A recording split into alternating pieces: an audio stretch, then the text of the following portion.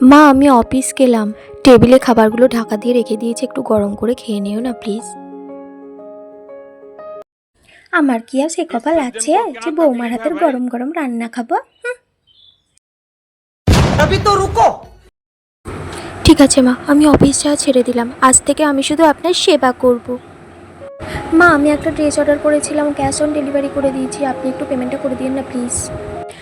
মরণ, আমি কেন তোমার পেমেন্ট করে দিতে হবে? হ্যাঁ ও মা, এখন তো আপনাকেই পেমেন্টটা করে দিতে হবে, আপনার ছেলে তো এখানে থাকে না, আর আমার কাছে তো টাকা পয়সা কিছুই নেই, আমি তো চাকরিটা ছেড়ে দিয়ে আমি তো সেবা করছি মা।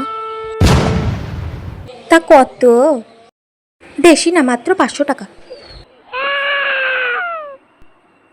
পেমেন্টটা একটু করে দিন মা। ও মা, দিদিভাই ফোন করেছিল, কিন্তু ফোনটা ধরতে যাওয়ার আগেই না ফোনটা কেটে গেল। মরণ দশ, আর একবার ফোনটা করো। ফোন তো আমি করতাম, কিন্তু কি করে করবো বলুন মা, আমার তো ফোনের রিচার্জ শেষ হয়ে গেছে, আমার কাছে তো টাকা নেই রিচার্জ করার। আবার দিদিভাই যদি কোনো ক্রাইসিসে ফোন করে থাকে, রিচার্জটা একটু করে দিন না মা।